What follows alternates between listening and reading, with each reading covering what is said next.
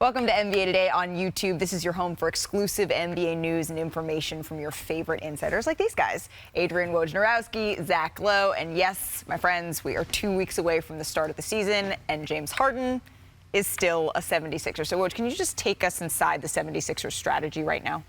The 76ers strategy is to get as much as they can from the Los Angeles Clippers in a possible deal. It's really largely a one-team market for Harden right now. What the Clippers are trying to do is take their 2028 first-round pick, that's unprotected, that's the next pick they have available to put in a trade, and see if other teams who they're talking with might value that with multiple first-round picks, because there's a lot of teams who look at the Clippers and go, they could be headed for a real fall by then. They don't have a group of young players coming up. They've got an older team. And perhaps if we have several first-round picks, we'll take a gamble that 28 pick could be a lottery pick. It could be a high lottery pick. And we're willing to maybe give you 2 picks that might have protections on them to be able to offer the Sixers. Because what the Sixers have been telling the Clippers is, you guys have never been under 500 under Steve Ballmer. Right. We still think you'll still be a good team in 28. That pick isn't worth as much to us, which is also a negotiating stance, which means go get us more. But those teams who've been talking to the Clippers, they expect that very soon the Clippers are going to go back to Philadelphia with a few different scenarios from other teams and say, hey, if you don't just like the 2028 pick, is there another combination of picks or pick swaps and picks that are more interesting to you? And listen, the Clippers aren't going to do any of those trades without it being contingent with the Sixers. Hey, that's something we like. There's a deal here we can put together. So that's the Sixers side of things. But, Zach, we have talked about the Clippers this year, how much is riding on this season. Should they be going all in now, even before we get a regular season game played? What does all in mean? Does that mean all my draft picks, both of them unprotected, and Terrence Mann? Why? Why should they do that? Woj said the phrase, one-team market. They're the one team. Who are they bidding against? What they're really bidding against is time.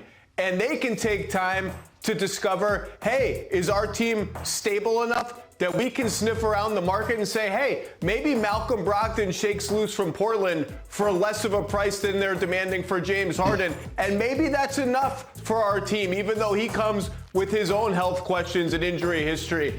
Maybe the team isn't good enough out of the gate for them to justify going all in for James Harden. Maybe even adding him doesn't turn out to be enough in the Western Conference. I think the Clippers kind of have time, too, to discover things about themselves. But right now, if all in, if by that you mean pretty much everything they have to trade, I don't think that they should feel any kind of rush to do that at this point. So you mentioned Terrence Mann. He's not right now a name that's being talked about, right, Woj? Is there a scenario where he would be, or where does that stand? Well, the Sixers are talking about him, but the Clippers, he has been off limits in these talks. And listen, who knows if that continues, but the Clippers' view on this, and Zach just said it, you're not going to keep bidding against yourself if you think you've already made the best offer out there. The idea that you would just keep upping that offer without anybody else in the marketplace doing the same, that's not how negotiations typically go in the NBA. The one good news is, listen, when you keep talking about draft picks, it's unlike negotiating on players. Draft picks don't have agents. They're less sensitive. So you can keep trying to move these picks and create different scenarios, and it allows a little bit more of an open dialogue around the league. But Terrence Mann has not been a part of this from the Clippers side, and they've been pretty determined that they want to keep him in any potential deal. Now, Zach mentioned Malcolm Brogdon, and if you look at sort of the tiers of how the Clippers valued the point guards who are out there, remember, they were in talks with Washington and Boston on a 3-way deal when Porzingis went to Boston, where they would have received Brogdon. That deal fell through, but Brogdon is in Portland. He'll certainly be available this season. But I think the Clippers' view of it is we'd prefer James Harden. We're willing to offer more for James Harden, but Brogdon does loom. And if there's a point where they decide, hey, we can get Brogdon, we need somebody now, Philly's not budging, they could go in that direction. Earlier, they were much more aggressive with Drew Holiday with Portland. They wanted to get him, and they offered more than they're willing to do with Harden. So there's tiers of this, but right now they do prioritize Harden over Malcolm Brogdon. But as the year goes on, and if they feel like they need somebody, it's certainly something to watch. The elephant in the room in all of this is Joel Embiid, Zach. We have not yet seen Joel Embiid and James Harden play in a preseason game yet. Nick Nurse has said that he hopes that is coming this weekend. If you're Joel Embiid, what do you make of all of this? What are you watching most closely?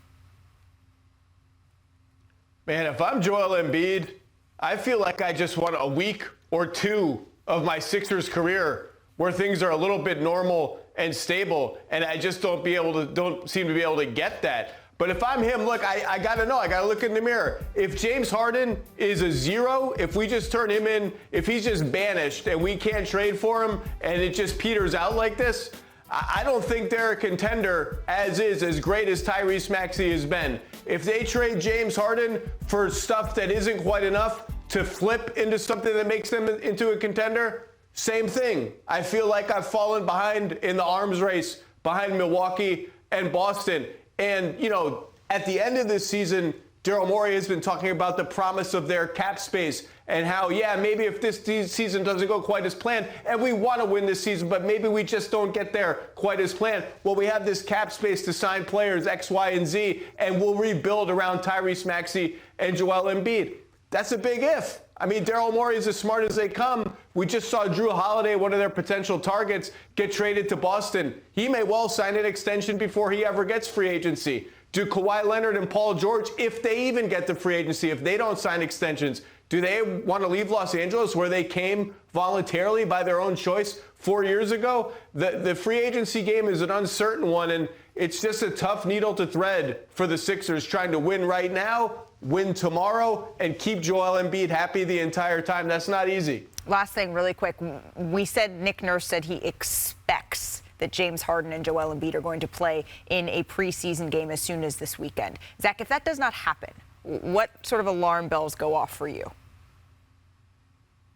I mean, the alarm bells have already been going off 24/7 all in the Sixers facility. If they haven't been, they need to check the alarm system. But look, if your coach comes out and says the expectation or hope or whatever the exact phrasing was is that he plays and then he doesn't play, well, we need to hear from the coach about why he didn't play. Maybe there will be some sort of reasonable explanation for it. But particularly if Embiid plays and Harden doesn't, right, whatever that explanation is, it's going to be hard to kind of wash the taste out of your mouth of, something happened here and it doesn't seem to be trending the right way for James Harden coming back to the team at full throttle. Yeah, and the belief, and Zach said it exactly right, and I think the belief is around the Sixers, around James Harden, that his motivation to engage, to contribute at a high level to this team is going to be built around his hope or his belief that there's traction on a trade to the Clippers, that they're moving toward it.